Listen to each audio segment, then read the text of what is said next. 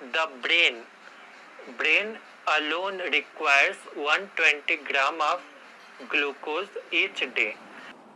Hello friends, welcome back to my channel. In this video we are going to talk about gluconeogenesis. So let's get started with the definition of gluconeogenesis. Gluconeogenesis is the process of synthesizing glucose from non-carbohydrate precursors like propionate, lactate, pyruvate, amino acids, etc. You have heard about glycogenolysis, the breakdown of glycogen into glucose. Here the glucose is being forming, but this process is not called gluconeogenesis because glycogen itself is a polysaccharide. It is a carbohydrate. So conversion of carbohydrate into glucose molecule is not called gluconeogenesis. Is it clear? Okay. Now in this video we will mainly focus on the conversion of lactate, pyruvate, amino acid and citric acid cycle intermediates into glucose molecule. Okay, so let's start with the pyruvate. As you all know about glycolysis, it consists of 10 steps in which the glucose is converted to pyruvate molecule. So here you have to notice that 3 of the reactions are irreversible. In glycolysis, 3 of the reactions are irreversible. And so what are the 3 irreversible reactions in glycolysis? Conversion of glucose into glucose 6-phosphate, conversion of fructose 6-phosphate into fructose 1,6-biphosphate, and the last step, that is conversion of phosphoenol pyruvate into pyruvate. So we will see that how in gluconeogenesis these steps are bypassed. Okay, so let's start with the conversion of pyruvate into phosphoenol pyruvate. The pyruvate is converted into phosphoenol pyruvate via intermediate oxaloacetic acid. Pyruvate is carboxylated by the carbon dioxide into oxaloacetic acid by the enzyme pyruvate carboxylase, and then oxaloacetic acid is converted into phosphoenol pyruvate. So this step involves mitochondria as well. Okay, the pyruvate first enters the mitochondria. In the mitochondrial matrix, pyruvate is converted into oxaloacetic acid by the enzyme pyruvate carboxylase. After that, oxaloacetic acid is not transported out of the mitochondria because there is no such transporter for the transport of oxaloacetic acid through the mitochondrial membrane. So that's why oxaloacetic acid is converted into malate by the enzyme malate dehydrogenase, and then malate crosses the mitochondrial membrane and comes to the cytosol, where it again reoxidized to oxaloacetic acid. Okay, after that oxaloacetic acid is converted into phosphoenol pyruvate. Decarboxylation reaction occurs, okay, when the lactate is glucogenic precursor. So first the lactate is converted into pyruvate, and then pyruvate enters the mitochondrial matrix where it converts into oxaloacetic acid and then phosphoenol pyruvate.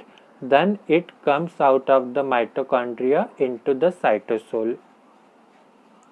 So this is how the pyruvate is converted into phosphoenol pyruvate. Now we come to the conversion of fructose 1,6-biphosphate into fructose 6-phosphate. This is a dephosphorylation reaction. Okay, the fructose, the C1 phosphate of the fructose 1,6-biphosphate is hydrolyzed, okay, and the inorganic phosphate is released and fructose 6-phosphate is formed. So the enzyme involved in this reaction is fructose 1,6-biphosphatase.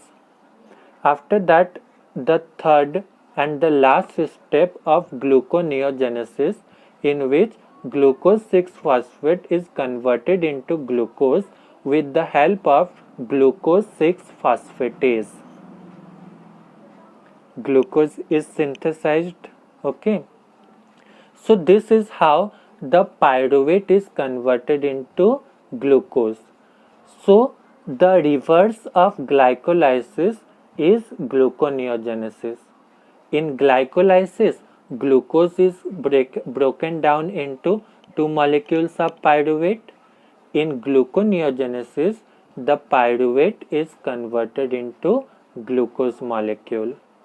Okay, is it clear? Now, you have to know that gluconeogenesis occurs only in liver, kidney and intestinal epithelial cells. Okay, the brain alone requires 120 gram of glucose each day. And how they obtain it? They obtain it from the bloodstream.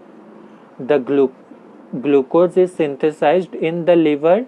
It is transported by the blood to the various tissues like brain and nervous system, testis, RBC, renal medulla and other tissues. Okay. So there are two sources of glucose. First one, when we take glucose in diet, and second one is the gluconeogenesis process. Okay, and third process is also glycogenolysis. Okay, now we come to the lactate. Lactate is a carboxylic acid and it is converted into glucose by the ways I mentioned earlier. Lactate is first converted into pyruvate and then pyruvate to phosphoenol pyruvate, then reverse reaction of glycolysis, finally it forms glucose. Now we come to the amino acids. Some amino acids are glucogenic. Glucogenic means they can synthesize glucose. Okay, some examples are histidine, proline, isoleucine. Okay, leucine and lysine are not glucogenic amino acid. They are ketogenic amino acid. Leucine and lysine. Okay, ये चीज याद रखना है. And mammals cannot convert fatty acid into glucose. So this is also one important point. And one more, gluconeogenesis is energetically expensive but essential process. In the process of gluconeogenesis, 4 molecules of ATP, 2 molecules of GTP and 2 molecules of NADH are required. So it is energetically expensive but essential process. Is it clear?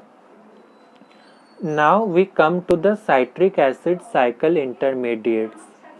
As I have discussed, oxaloacetic acid is also a citric acid cycle intermediate. Okay, आपने पढ़ा होगा ना, oxaloacetic acid plus acetyl coenzyme है citric acid, then isocitrate, alpha ketoglutarate, succinyl coenzyme है, फ्यूमारेट, mallet, है ना, फिर mallet से ऑक्सैलोएसिटिक एसिड. तो ये जो साइकिल है इसमें सारे intermediates finally oxalo acetic acid में कन्वर्ट हो रहे हैं।